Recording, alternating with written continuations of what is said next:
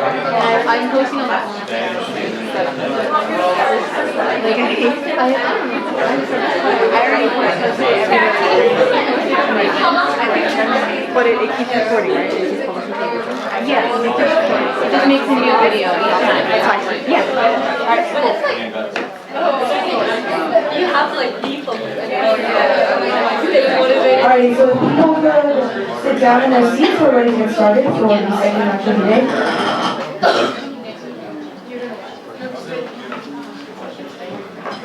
And I will hand off the mic to our presenters.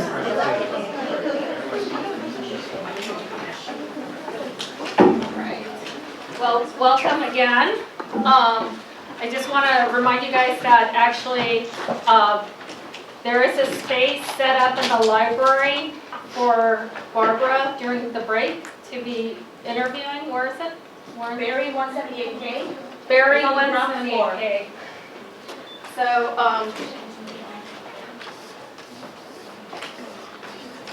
178K.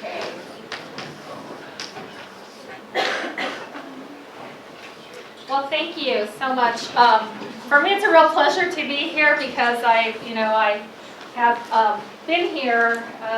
Well, I was here for a long time, so I got to see a lot of students. And for me, one of the greatest rewards and pleasures of having been here was actually seeing how students became organized over time, and also.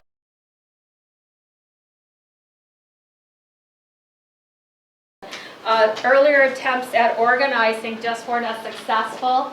So in fact, Professor Aguiano and I were doing interviews with undocumented students beginning in 2012, was it? And so we knew that there were undocumented students here, but one of the interesting things about being here, and I don't know what it's like at some of your institutions, but I imagine it's similar, especially in private institutions, is that it's hard to find one another, right? Because it's not like they have a list. It's not like they tell you here are the other students like you because of confidentiality. But we began to, students began to come out to us in the classroom or in our office. And so we began to document their experiences, and we were interviewing them. And it's fun to just think about like some of the early attempts, for example, at organizing. So one of the early attempts was a group of students, I think it was about 3 or 4, who attempted a hunger strike on the lawn. They just decided they were going to do this one day and went on their own. And they would laugh at themselves as they're retelling the story because it lasted just a matter of like an hour or 2, but it was really instrumental because it was through that effort that they were trying to garner support from the institution, right, to say, we support undocumented students here.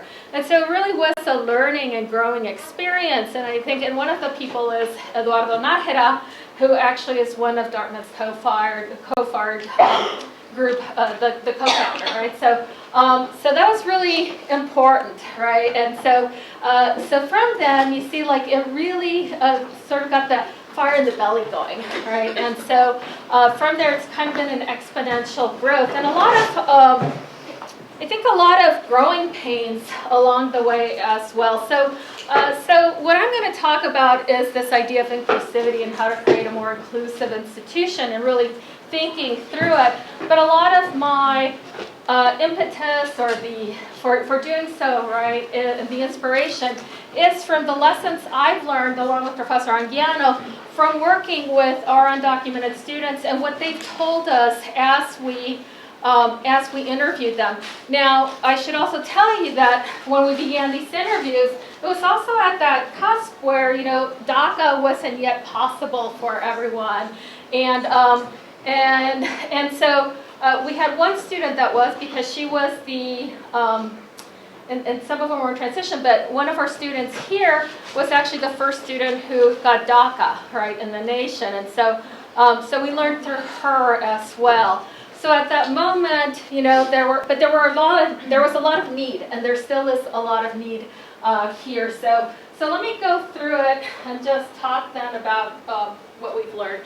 And so the question for this afternoon then and I think it goes very well with what you were talking about prior to lunch, is what does inclusivity mean for undocumented students? Okay. So this is a funny image for me because we had a lot of conversations also in our office, just the two of us, or after we would be with students, and we were really interested in creating an inclusive classroom. And so at that time, of course, there's been a lot of talk about safe spaces, and we know that there's oftentimes those rainbow, this is a safe space, right? Rainbow stickers and things like that are put on faculty's door. I think I have one right now at Drake. This is a safe space. And so, but again, what it signals, and this is going back to this triangle, is the beginning of this idea of safe spaces, especially in educational settings, is really about, began by thinking about largely LGBTQ, right, gender and sexuality issues, and so kind of opened the door. So we were really fascinated. We wanted to create some sort of sticker or what was the right decal for a safe environment for undocumented students. Because as undocumented students, right, sometimes you need to talk to people about what's going on in your life and who do you turn to, right? And even here, students would say, well, can I go to this professor or that professor? And so certainly there was a lack of awareness, I think, on both parts. The staff and faculty have no clue. And then the students don't know who they can turn to, especially in a climate that can be pretty conservative politically as well, right? And so this kind of began this idea, and then so it was really fun to put this together and see what efforts are going on nationwide in so doing. So here, I just put some bullet points. What does it mean? And this is very general, but what do we mean by creating an inclusive environment for undocumented students? And so basically, I've bulleted 3 things here. So and these are, of course, really broad strokes, right? But we're talking about creating that general awareness and assisting integration into the academic environment, increasing faculty and staff knowledge and effectiveness about the needs and issues concerning undocumented students. And then last, it's creating members of the university community, right? Educating members, educating members of the university community, faculty, and staff about immigration laws impacting students. This is all really important, especially, for example, when you have DACA, right? So it was hard enough for, the people in financial aid and admissions to figure out what it meant to be an undocumented student, let alone what it meant to be like a documented student. What are these forms you're bringing me anyways, right? So people need to be educated, right? So this is just a random list. It is not all-inclusive, of course. And I'm sure I omitted some of your own institutions here. But these are just some of the institutions that we know offhand that have implemented inclusive policies for their faculty, staff, and also programs around inclusivity for undocumented students, right? The UC system has a system-wide training program, Cal State systems, but we also know that even some of the Ivies, so Yale, I think Harvard, University of Washington, University of Michigan, Fairfield University, George Mason University, Loyola, Northeastern Illinois University, where one of our faculty members comes from every summer here, University of Chicago, and so on. So what are the particular commitments that these institutions have made towards inclusiveness? And that's really where I want to focus again.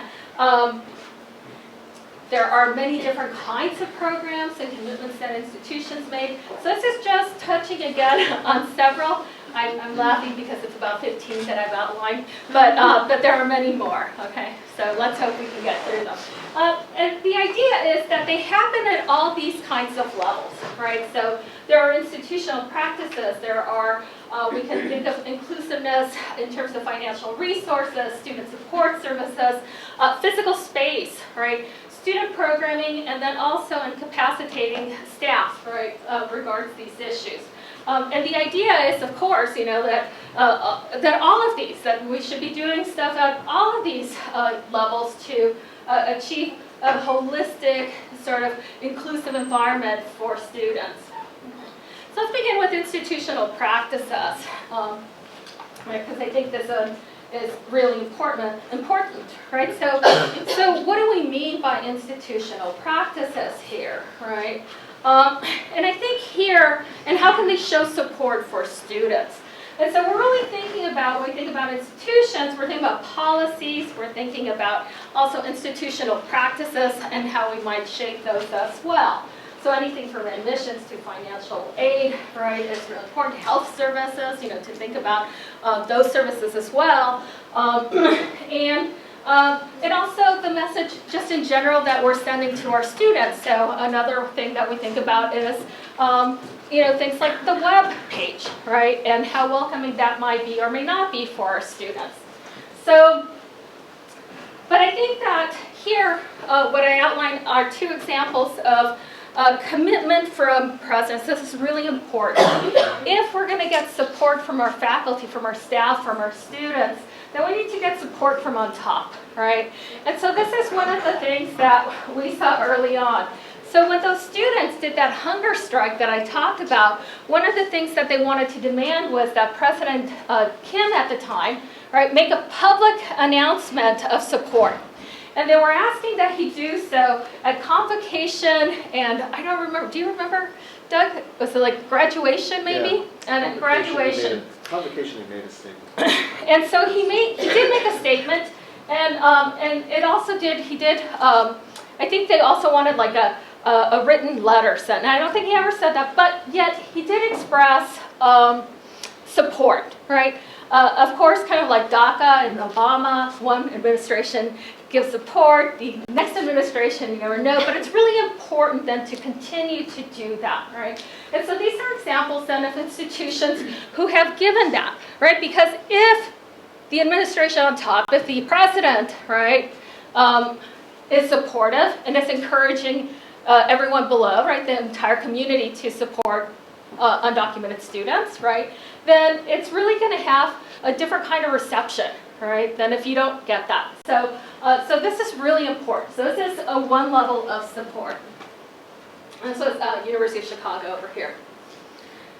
I'm talking about, I also mentioned websites, right? So when we look at this, right, we're thinking about what does it tell us and how welcoming is it for undocumented students? That's one of the things that students here also brought to their attention, right? You got these sites, you go to financial aid, but if there's no portal for undocumented students, right, how do they know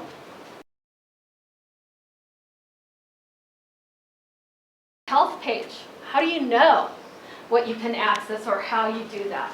Because undocumented students are navigating the system very differently. So, so it takes then, right, it really takes commitment, also thoughtfulness to come back through and then be able to do that then for undocumented students. I think that one of the things that we're seeing is that institutions are changing, right? They are creating these kinds of portals. And so we see that at some institutions, and I don't know how many of you guys have a portal for undocumented students. So a few of you guys, right? But you can see how it's really needed, right, and important. So at Loyola University, here we have an example for University of Washington, and here the University of Illinois Chicago. But they all have these special resource pages, especially for undocumented students, right? And one of the things that happened here is that students here have also been pushing for that. So, so we attended a meeting with administrators across the college here, including people from financial aid, student advising, right? Who else was there? Legal services, and I don't remember who else. But anyways, admissions, right? I'm looking at Oscar, so you can. Okay, and so we talked to them and we said the same thing. Students need this kind of support. And so it became very clear here that if, and they all said, yes, that's great, what do you need? And we're thinking, no, well, the institution needs to be doing this, right? So, so the next slide kind of shows you. So if they're not going to do it for you, you do it for yourself. So I really applaud the CAIR team, and this was largely, I think, with my understanding, Oscar's work. But he's put this web page for undocumented students, and it needs to happen, right? And so this is one way then that you can really show support and also start to create inclusiveness, right? Because you're as much a part of the community as any other student, yet left out by that kind of omission, right? Financial services. Okay, this is a big one, of course. So beginning with that FAFSA that somebody talked about. So how do we create alternatives to financial aid, right, federal financial aid programs? And so institutions here, I think some of them are thinking very creatively about creating alternatives, providing access for undocumented students. And so, you know, it includes things like creating scholarship programs, right, funding opportunities, creating, one of them had something great, they're called lending circles that students participate in themselves, and it reminds me of like work I do with indigenous communities, but I thought that was great. But thinking, you really have to think in some ways outside the box, but we need to move in that direction, right? And then I put this one, access to emergency funding, and I put an example, because in the last few years that I worked here, and even last year while I've been gone, I've been part of conversations with students here. Students who suddenly, you know, get appendicitis, or need a root canal, right? Or, you know, have some sort of like chronic, you know, illness that happens that they weren't aware of, and they need medical attention, right? And you're strapped, right? They're strapped for cash as it is. Financial aid is kind of stretched out, right? How are they going to pay for this? And so one of the things that that happened is, you know, that they began to have these conversations in which I was a part of. But again, unless institutions have some sort of, you know, crisis or emergency fund, students don't know where to turn. So what's the alternative? You drop out of school for a semester, go home, have your parents take care of you, you know, like. So we really need to think about this, and I think that this kind of thinking is actually forward thinking, right? And emergencies do happen, so you need to have that. Actually, at Dartmouth, there is emergency funding. It's just, again, that students aren't really aware of it because it's not legible to students, right? They don't give you a kind of sheet with that information. So this is part of, again, a way that inclusiveness could be really promoted.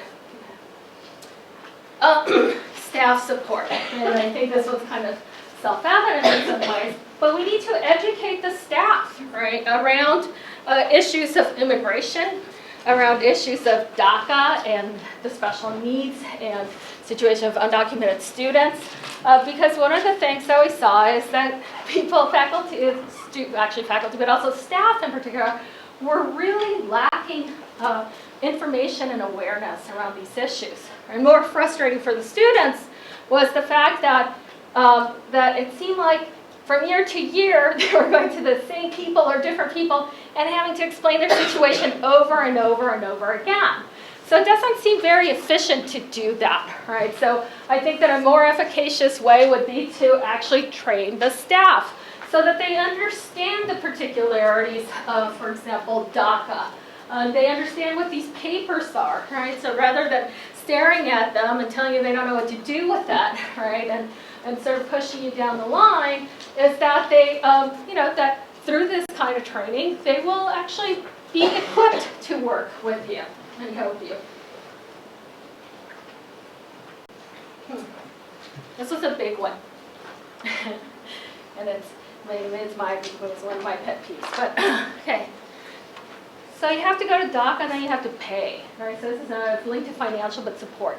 I think institutions, especially, you know, institutions like this, or who have resources, or even at some of the other schools where there might be a legal clinic, there's no reason why you can't provide, right, legal counseling for students, especially around things like DACA, right? So to give you the name of a person who's then, going to charge you, to me seemed really criminal, right? So I think that that was one of the things that I was really disappointed. I know that then subsequently COPARD was able to get, right, a workshop for DACA, so it was free, is that right? Okay. So that's something to really also push for, because sometimes we don't know, right? And so, but again, I think that this is something that we need to work with institutions to be able to provide us with these kinds of resources. And there's no reason why they can't, right? It's, after all, they're also invested in your future, in your education as students, right? So, so I think it's part of the responsibility. Then in terms of student support here, we're thinking about things like programming and how students can also encourage one another, right? So there are different ways in which we can encourage or show inclusion through the kinds of programming and student support we give to students. So one of the things that that is really important here is thinking about undocumented ally training and peer training that is happening, again, across institutions. And we see that, for example, all of the UC schools have the training, and I'm not sure about Cal State, but she's going to talk about it in just a moment. Here we see the Network of Pomona, George Mason. So they are happening at different places across the country, providing the resources to be able to do that. And also to support this kind of training is really important for, again, creating allies across the college, right? So, so that we move beyond just, preaching to the choir, right? And so this is important. Along with that is this idea of commitment or providing physical spaces, right? So if you're in a place like this where, there's a few of you, but you're there, how do you begin to coalesce or come together? So one of the things that I did appreciate about Dartmouth was that it did, actually was in your office, right? that there was a way in which, by assigning a room where people could meet, right, providing some snacks where people, again for them, that it provided a space where people could come and talk, right? Because outside of that environment, there really wasn't any kind of organization or place that you could go to and talk to other students like themselves, right? And so this proved to be really important. Now, that's one level. I think later the group came together, but there are other places that are showing a much wider commitment to providing spaces, and so I thought I would let you talk about then what's going on at Cal State.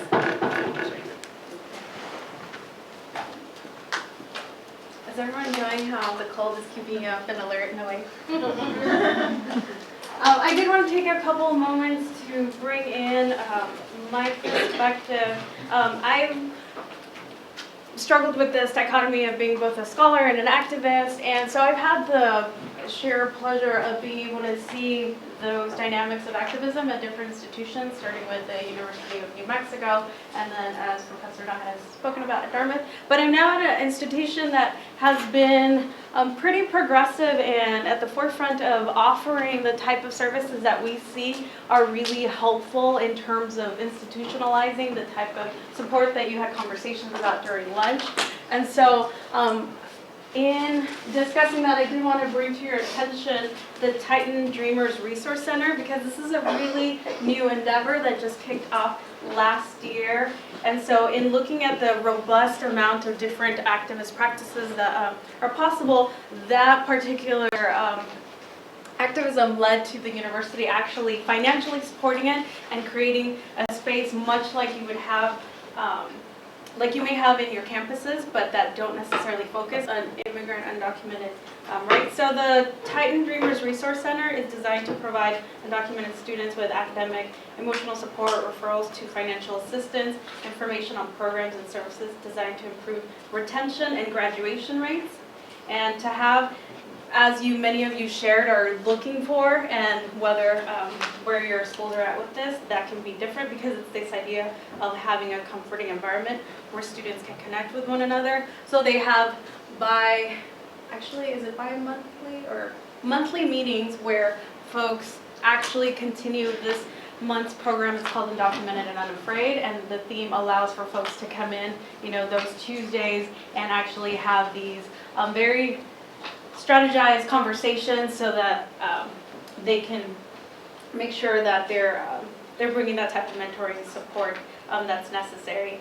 So again, this I think, and the trade-off of this is there's a difference in having this institutionalized space than the type that can happen on a grassroots level. But in thinking about these range of incremental type of ask, I think for me this was a really wonderful example of having been at different institutions, just seeing what that looks like. And obviously, as you're having these conversations, there's more information that you can gather about each one.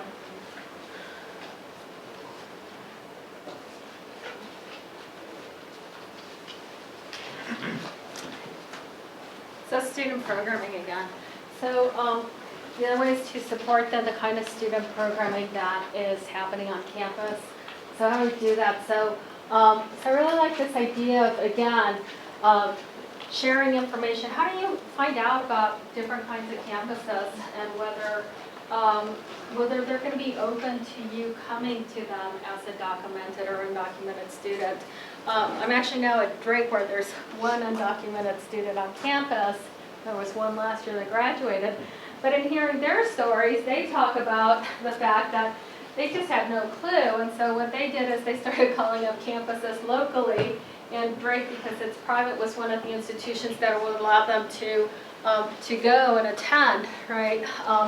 And so I think that, again, we need to do more to open up these kinds of spaces, provide information for people actually in high school and as they're coming out in community colleges so that they have access to higher ed at these kinds of institutions.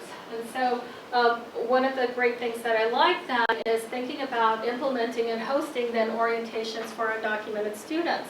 Again, we have a lot of open houses, but they're not necessarily targeted at this population, and I think that we need to think about that, right? How do we share information with students and also with their families, right? Oftentimes, families are really important in this decision process as well. So this is just an event from UCLA, but you see that again, it is this welcome reception for students and their families. So this is another way of also creating inclusive and kind of programming around students.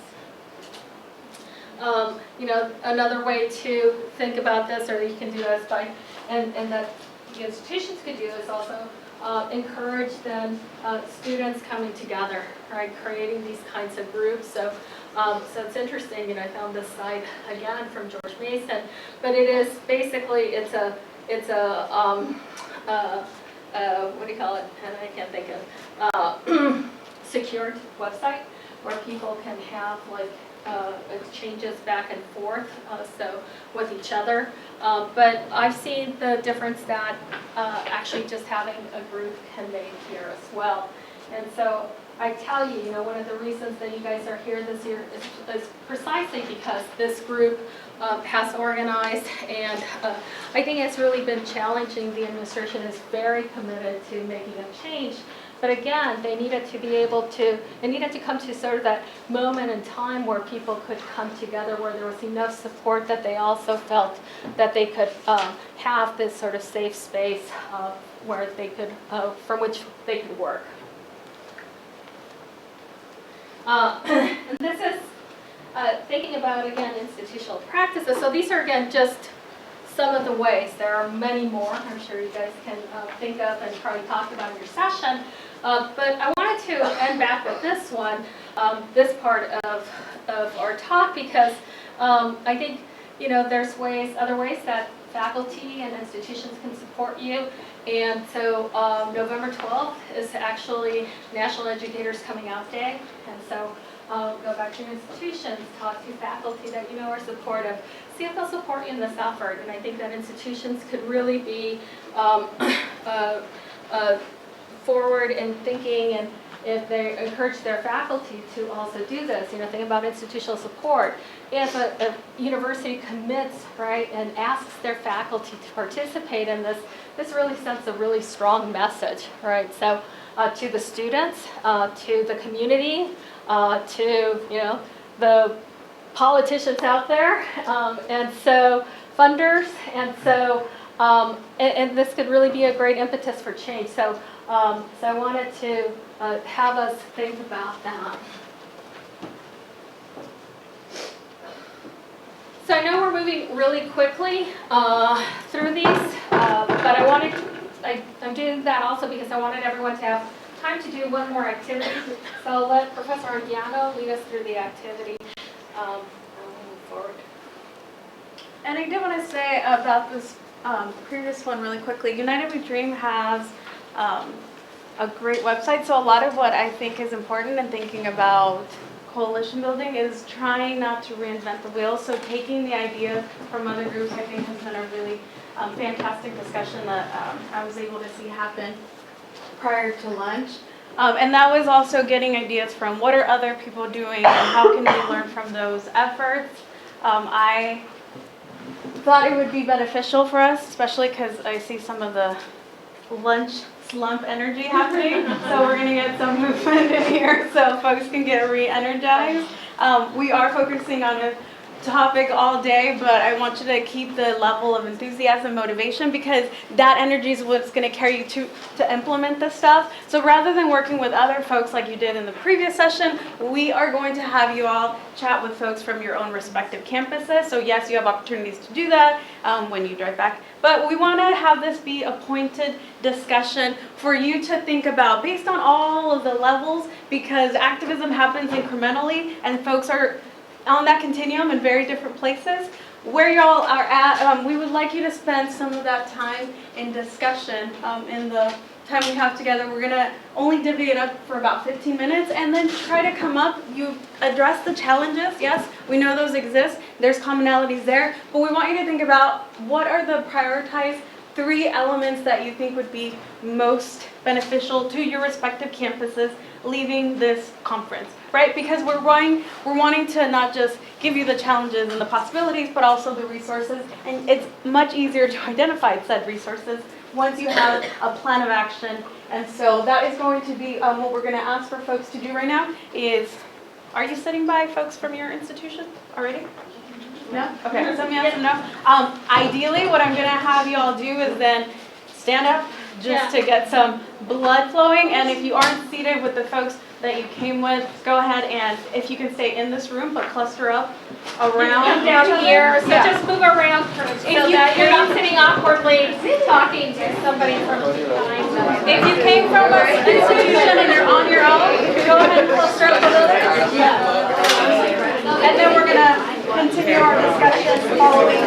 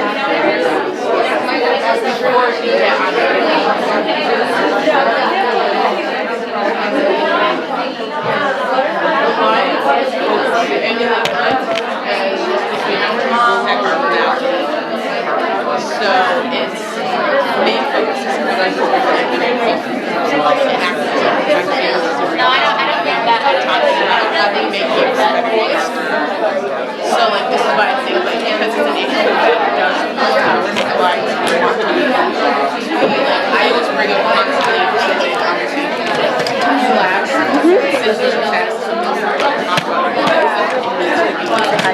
So like Yeah.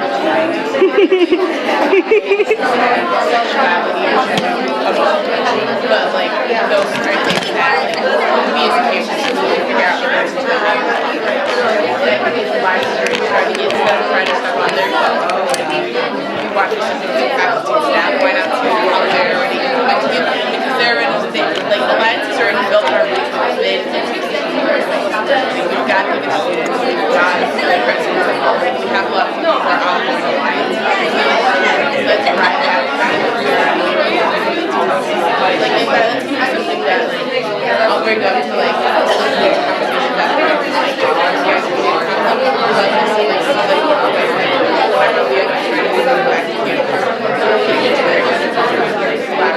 because I think like before I felt like it's a good idea to start something like this which I still think is important but like find the different guys on campus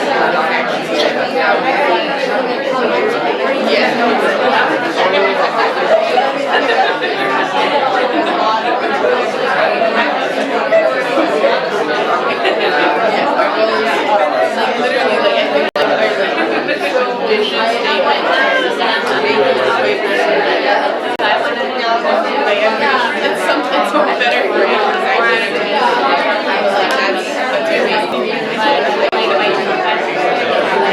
Like that's but also I was thinking how to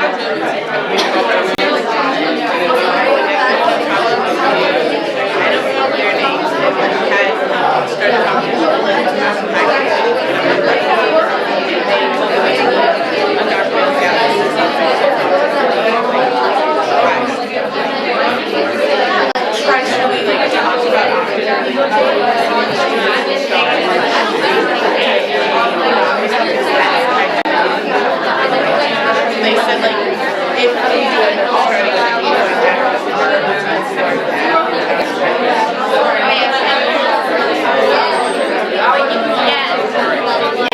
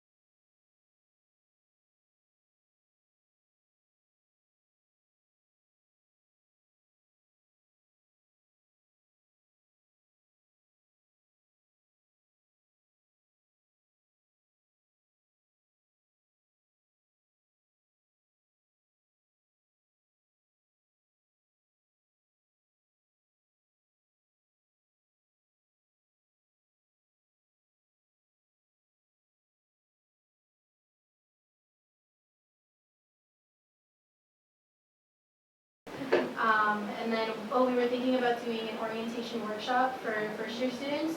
So talking to administration and seeing like what we have to do to like be a part of the programming for that, and then having some dream team members or just like Princeton students in general who want to help out, be part of like the programming over the summer, like in organizing everything, and then we can like introduce the workshop for the first year students. And then for the educator, like showing the educator support, we were thinking about doing like having Princeton professors, faculty, staff, administration, like print out that template and stuff and show support too. Like even if Princeton isn't officially saying that it like accepts undocumented students, we can have like just like members of Princeton still say that regardless, and let people know that we do welcome undocumented students and like letting them know that these professors support them. So. Oh yeah, and then the portal on the website, like everything really, but I don't want to like All of you, all I time. love it. For us,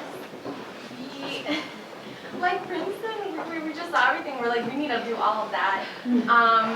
But I think like the two biggest things that we really want to focus on, apart from continuing our work with creating the club that we want to have on campus, is having the school be very vocal on the fact that they do accept undocumented students and that they have undocumented students on campus, but also to expand the funds for that, because it's one thing to accept a student, but then to deny 5 or 6 because they really only pay for one student, like to fund only one student. So to really work on that and pressure the institution, the administration. And then also, once those students are on campus, what about the faculty and the students who really don't know how to support or make this campus a comfortable environment for these students? So working on creating and facilitating undocu-ally trainings for both the students who want to be allies, as well as for administration. Yeah, that's great, because that gives people a whole range of possibilities of how they can participate, right? Because what that looks like, right, can be very, very different across the board in terms of who's supporting them all. Fantastic. Something that we talked about was bridging the gap between the undocumented community of students and international community students, because a lot of the struggles that both of those communities face are like employment after graduation or like work visas and stuff, as well as financial aid. So connecting those two groups is Okay. Yeah, so I guess like the 3 main things that we would want to target are like 3 main areas. Would be something directed at the students, something at the institutional level, and something directed at the faculty. So at the level of the students, we're already working to build like a student-led community and like safe space. So like, you know, we're trying to get this mentorship program off the ground at Harvard. And I think sort of just continuing that effort where as new freshmen are coming in, they feel, you know, like they know there are other undocumented students around and that they're and they can be part of that community would be good. At the institutional level, I'm pretty sure that Harvard has something somewhere deep down on their website that says that they accept undocumented students, but like we definitely need to fix that because I don't think it's like as prominent as anything that you guys showed. Especially like I'm thinking right now, the University of Chicago, they have like a very I think it's a letter from their president or somebody that like it's a statement that says we accept everyone, specifically directed and undocumented students, and if we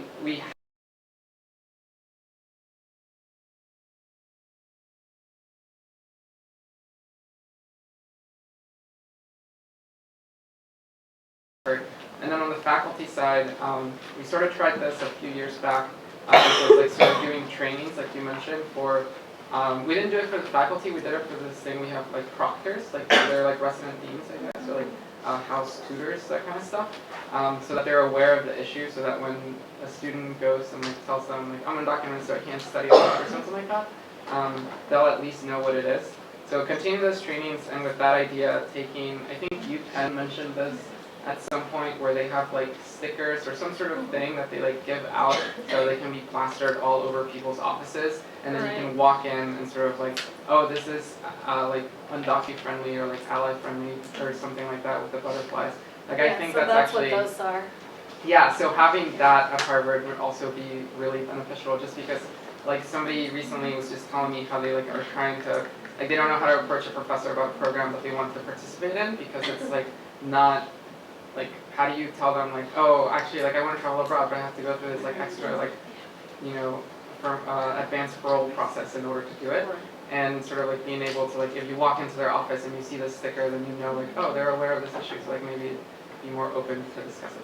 So I would say, you know, along with that, one of the other things I didn't say, but, you know, another kind of institutional support around programming for students would be to create alternatives for, you know, for foreign study abroad or study abroad programs, right? So that's one of the things that has been pushed here. That's how OSCOT is in New Mexico, right? So if you can't travel outside, can they create programs that are here, U.S. based, but that will cater to, right, to all sorts of students, but that you can participate in, right? I know that in LALAX we were thinking about at one time doing a Miami program focused on Latin America and the Caribbean, right? And so, you know, there's all sorts of ways to create programs here, right, that would be more inclusive of undocumented students as well. So that's a great But actually, that is a really good idea. I hadn't thought about that. I wrote it down. And then the other thing that I think this is more of like a general problem that Harvard has is that we, like, I think I've already mentioned it multiple times, but we don't have like a, even just for cultural groups, there really isn't like a space. Like I'm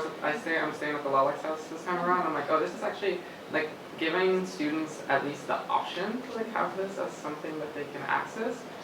I think it's really crucial to like development and growth of the student body. And I don't know if like, I don't think I would make it focus on undocumented students, but in general, like, if anybody can tell us like how you got your schools, or like how that, like to get an actual like physical building, because I think like, not even just undocumented students, but like Latino students have been working at Harvard to be like, can we get like a cultural center, can we get like a casa or something like that, and it just hasn't happened yet, so, but that would be, I think that would be good. We actually have one, but that well, not we, but in the past they had to take over the president's office. Wait, what is it? We had to take over like the president's office to have our own living center. Okay. That's not Right, and the range of those steps, right, goes all the way up to civil disobedience. So you got to look at what's available strategically and try to implement what's going to be most successful. Were there other? Yeah, I think a big part about how Middlebury was able Can we to, listen? I think a big part of like how Middlebury was able to get our intercultural center, or Anderson Freeman Resource Center as we call it, character and circumstance. So like there was a huge group of students that were willing to do it, put in the work to kind of like reach out to faculty members, do the research, reach out to other NESCAC schools, other liberal arts schools in the region, get a sense of what potential costs might be, what that might look like, where we wanted to have it, how it would be, do we want students involved. Also circumstance though, because we had a president leaving that year. We also had a dean of students leaving that year. She was like mad involved. She was wearing so many hats, people say. She was like a posse director, like people of color liaison essentially. Like she was like doing her thing. She was leaving that year, so there was a big push. Circumstances, everything was aligned right for that. That's not to say that it doesn't have to be that way, but that's what really kind of like enabled us to do it within 2 years. Yeah, and I think that's taking the time to be here because it's the longer, instead of short term, right? Strategy and tactics. What you want to happen at your campuses is going to require for you to go into your toolbox of different particular, approaches depending on who's there and what works for that type of change to happen. So I will say I'm immensely impressed by everything y'all are doing, and it's really, for me, a sense of big honor to be able to have these.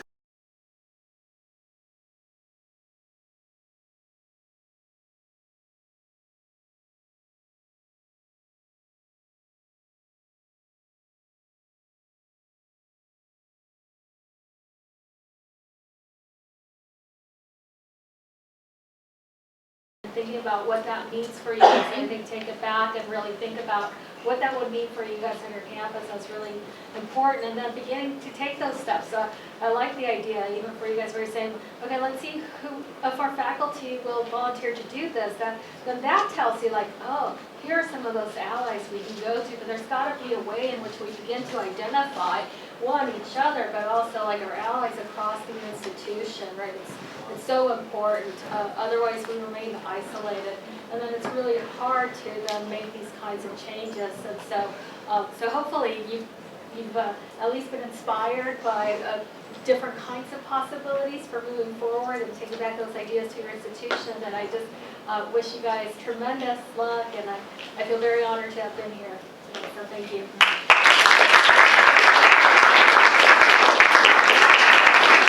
And you'll be letting folks know where to go.